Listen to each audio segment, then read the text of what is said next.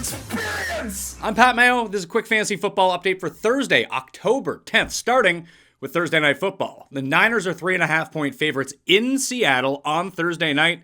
The injury report is pretty clean. George Kittle's been limited all week, but he is going to play, which brings us to what you need to do for Thursday Night Football, and that's get the Underdog free pick. If you don't have an Underdog account yet, this is available to you. If you use code Mayo at sign up right now, you'll get a Brock Purdy higher than 0.5 total yards free pick tonight. What do you put that together with? Well, I have some ideas on that. You see a run funnel defense against the 49ers. So Kenneth Walker, his number is only 63.5. Let's go higher than that on the ground. And then Jordan Mason is pretty high. He's up at 83.5 rushing yards, which he's gone over 4 out of the past 5 games to start the season. So let's go higher, add on the Brock Purdy free pick, and boom, you got a 6-1 on your hands. If you're not a new player using code Mayo, you've just used code Mayo in the past, there's a 31% profit boost bonus available to you in the Underdog lobby right now, depending on how many of these picks that you want to put in. But you go Walker, Mason higher, along with Brock Purdy, you get 6 times your money. Code Mayo at Underdog right now. Moving on to the injury report for the rest of the week, we'll have to monitor these things as we go along because we'll get the information that we need. It's a lot of speculation at the moment. But there are certain teams that are just riddled with injuries at the moment, the Colts being the top of that list. Michael Pittman is likely to go on injured reserve, but he's going to be out multiple weeks, even if not, a lot like the Cooper Kupp situation from earlier. Josh Downs has a toe injury, and that's new, so we don't know if he's going to play or not. I've kept him in the rankings right now. If you're looking for the updated rankings and the injury cheat sheet, that is updated down in the description right now. So go subscribe to that newsletter. It's free. Additionally, sub to this channel, smash the like while you're here. Okay? Thank you for that one.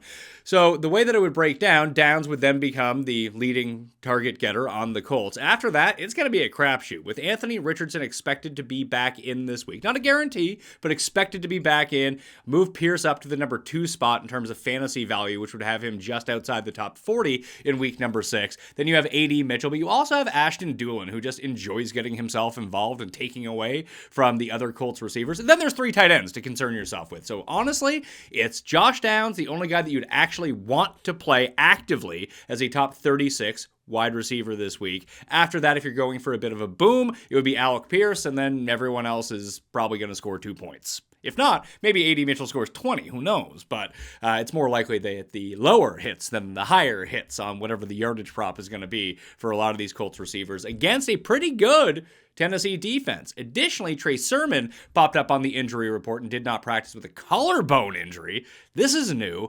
I would say go pick up Tyler, the good son, right now because Jonathan Taylor is not going to play this week, presumably, as he has not practiced yet with a high ankle sprain, which is usually a 3 to 4 week injury. This is week 2 of it, so he ain't playing. Sermon's probably going to play unless we hear something crazy, but you might as well get ahead of the game. If you need a running back with Tyler Goodson, he would be right around running back number 23 for the week if Sermon wasn't able to go. I currently have Sermon ranked at number 21 amongst all running backs.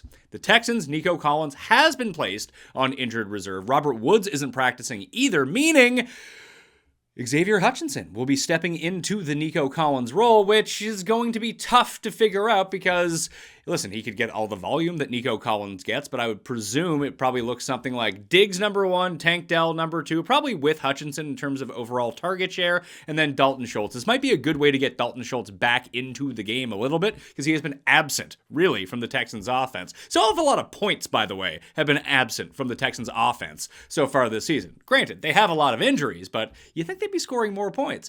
New England's defense isn't very good, but Christian Gonzalez has been excellent at locking down whatever receiver he's on. Houston does run a lot of different formations, so it's not like it's going to be, oh, he's going to be taking out Steph Diggs, go everywhere else. No, he might be on Hutchinson a lot of the time. It might be a third for him, depending on where the Texans line up their receivers. So I'm just going to go Diggs as the top guy. He is a top 12 wide receiver this week, and everyone else is outside the top 20, with Tank Dell being the second best option that you can use on the Texans right now. In the backfield, Joe Mixon still has not practiced.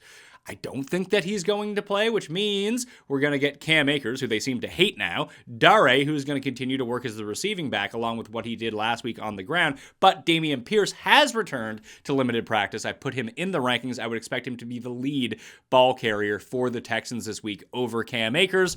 It's probably only going to be a 35-40% share of the backfield carries, and probably very minimal of the receptions out of the backfield. Those will still go to Dare. None of them are really good starts, but in a pinch, if you're looking for someone who might get a goal line touch, it's probably Dameon Pierce in this spot, as long as we see Joe Mixon out again. The Browns, Donta Foreman has an ankle injury. He did not practice on Wednesday. David Njoku also didn't practice. Obviously, he missed the first part of the season with the high ankle sprain, returned last week. Everything was okay-ish for him. Now he has a knee injury. He's probably going to play, but frankly, you don't want to play David Njoku anyway. You really don't want to play anyone who's not named Amari Cooper from the Browns offense right now. I suppose if we see that Foreman misses time and doesn't play this week, that Jerome Ford becomes like an acceptable low-end flex play in PPR leagues out of the backfield, or if you're just desperate at running back, because he's going to have like a good game every 3 games. It's just how often does he get checked down to, because they're doing nothing on the ground with all these offensive line injuries. Nick Chubb might play this week. I don't think he's going to play, but he may play. If he does play, obviously I'd play him ahead of Ford, but he would not be ranked as a top 25 running back this week. With the O-line problems they have, with the presumed workload that he would have, and just his effectiveness coming off a massive, massive injury that's kept him out almost a year, I'd want to see him ramp it up a little bit. Maybe by week 10, we can get some good Nick Chubb on the go once these O-linemen return, but right now, nah, even if he's playing, you sit him down on your bench. Okay? The Bills. James Cook, new one, did not practice on Wednesday, nor did Khalil Shakir. That game is on Monday night, though, so Wednesday practice is irrelevant to the status going throughout the week. Obviously, it's not on our radar now. These seem like rest days for both these guys. Shakir is the one I'm more concerned about over James Cook, because there's a new injury for James Cook. When he practices on Friday and Saturday, everything is going to be fine. Shakir was working on the side, which is good news for his prospects coming back. I have him in the wide receiver rankings this week as a fringe top 20 receiver against the Jets. Cook and Shakir would be the only two, I guess Kincaid as well, because tight end is so thin, would be the only 3 Bills I'd really consider starting against the Jets on Monday Night Football. If you missed my Josh Allen spiel, that's in the rankings show that I released on Wednesday on Mayo Media Network. I have him ranked as quarterback number 12 this week. I'm just very concerned about playing Josh Allen. I think that he's a little bit concussed, clearly, from if you watched the game on Sunday. Maybe he'll be fine for Monday night, but he's historically struggled against the Jets. It's really about your threshold of how much do you want Josh Allen on your bench going off. That's what you have to do. So at number 12 is sort of a hedge in between, but I have Baker Mayfield ranked at number 17 this week against the Saints. If you wanted to play Baker over Allen, I would get it. I wouldn't do it, but I completely understand where you're going from. But as long as you don't want to see that 35 on the bench from Josh Allen Monday night when you're trying to make a comeback, you have to live with that if it happens, although that's never happened against the Jets so far in his career.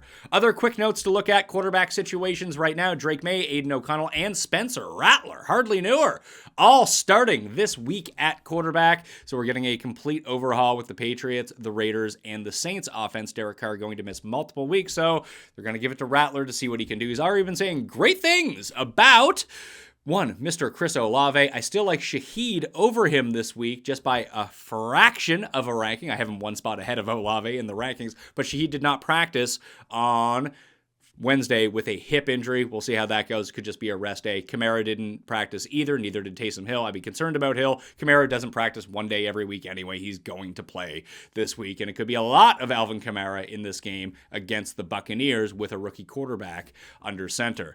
Other notes from wide receivers: Leggett is going to play for Carolina. That's bad news for Coker, who I had ranked up a little bit higher, but with Leggett back in, he'll move to the number 2 option behind Deontay Johnson. Deontay Johnson limited in practice with his ankle. He's going to be fine. The same thing as last week. Malik Neighbors still has not practiced yet, but he's working on the side. I would expect him to return for the Giants this week. And Devontae Adams has been ruled out for the Raiders, at least in week 6, but he still might get traded and play. Wouldn't count on that happening as of right now. So carry on like he is not going to be playing for your team right now. Limited practice.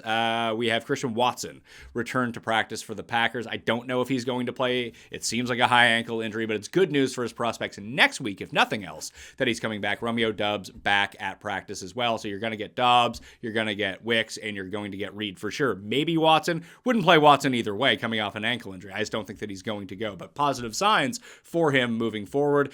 DMPs at running back. Zach Moss might not play this week, which would vault Chase Brown into being a top 15 running back against the Giants on Sunday Night Football. We'll see if he can get himself back onto the practice field Thursday or Friday, and where that's a late game, you might be holding your nose a little bit. I currently have Brown ranked ahead of Moss at number 22 in the running back rankings, but I have Moss at number 25. Without Moss around, like I said, top 15 running back for Chase Brown in this offense, getting all of the work.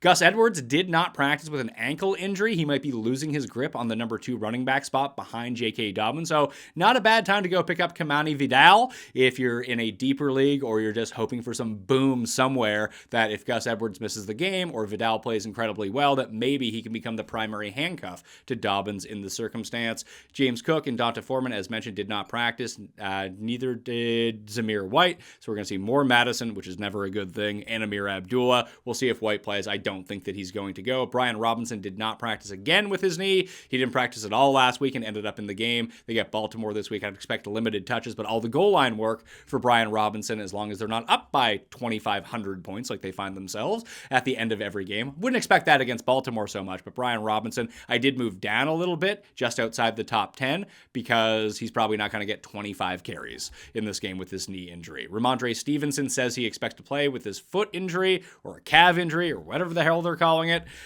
Just keep an eye on him. He's probably going to play against Houston this week, but until he practices, that's still a bit up in the air. Limited practice, Singletary with his groin practice, ETN with his shoulder practice, and the regulator, Jalen Warren G, practiced as well, and as did Rachaad White. White almost for sure is going to play. Warren, I'm skeptical of, just because they're giving him more time with this knee injury. Singletary and ETN, I would expect to play. 50-50 on Singletary. I'm ranking him as if he is not playing at the moment, and Tyrone Tracy is going to be the starter, which makes him a top 15 running back for week number 6. We'll see if Singletary can get going. Groin injuries tend to persist more than 1 week, and this happened very late, or happened midweek last week, so that would still be in the 2-week range of him not playing on Sunday night against Cincinnati. If he does play, he's probably in a 50-50 timeshare at this point with Tracy, which might not make him the greatest of plays coming off an injury anyway, with a limited workload role for the Giants. All right, if you want the updated rankings, they're in the description,